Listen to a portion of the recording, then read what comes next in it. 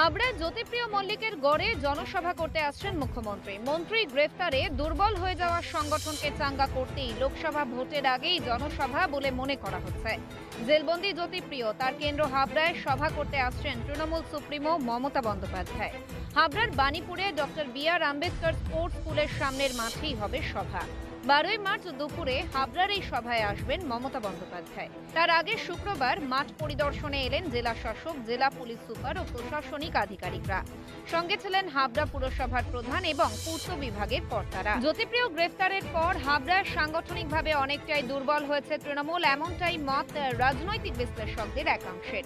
তাই লোকসভা ভোটের আগে মমতা বন্দ্যোপাধ্যায়ের এই সভা কর্মীদের উজ্জীবিত করার জন্য বলাই চলে।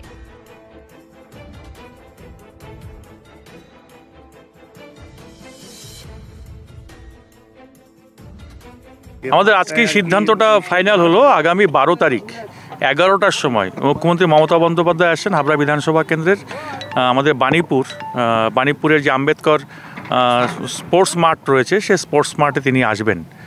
আমাদের জনসভা হবে, আমরা তারই প্রস্তুতি চলছে।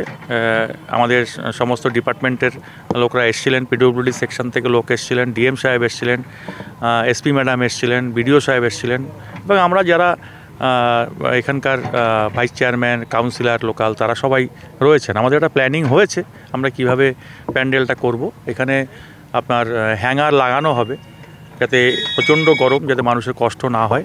এবং আজকে থেকে কাজ শুরু হয়ে গেছে, ইতিমধ্যে আপনারা দেখতে পাচ্ছেন যে জেসিপি কাজ করছে।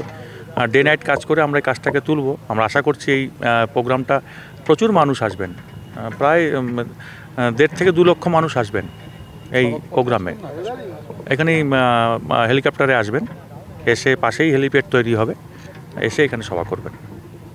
সেই জায়গাটা কি পূরণ হবে? দেখুন, বালুদা আমাদের দলের একটা গুরুত্বপূর্ণ নেতা এবং আমরা যারা হাবড়াতে রাজনীতি করেছি তার সঙ্গে থেকে উনি আমাদের গার্জিয়ান হিসাবে, অভিভাবক হিসাবে তিনি আমাদেরকে সবসময় উনি গাইড করেছেন। ওনার কাছ থেকে কিছু আমরা শিখেছি। এখন ওনাকে বাদ দিয়েই ওনার অবর্তমানে আমাদেরকে সমস্তটা করতে হবে। মুখ্যমন্ত্রীর প্রোগ্রাম ডেফিনেটলি আমরা জান লড়িয়ে দেবো এই প্রোগ্রামকে সাকসেস করার জন্য।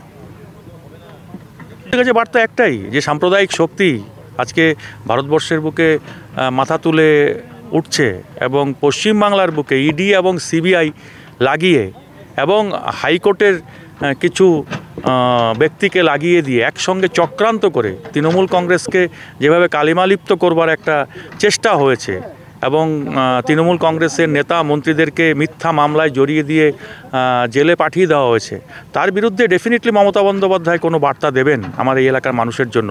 এবং তিনি যে উন্নয়নগুলো করেছেন এবং গত যে আমাদের বাজেট হয়েছে সেই বাজেটে তিনি যে উন্নয়নমূলক প্রকল্পগুলো নতুন করে ঘোষণা করেছেন সেইগুলো নিয়ে নিশ্চিতভাবে উনি আরও অনেক বার্তা দেবেন এবং বৃহত্তর হাবড়ার আর কি ডেভেলপমেন্ট ওয়ার্ক হবে তার কাছ থেকে ডেফিনেটলি আমরা কিছু আশা করছি।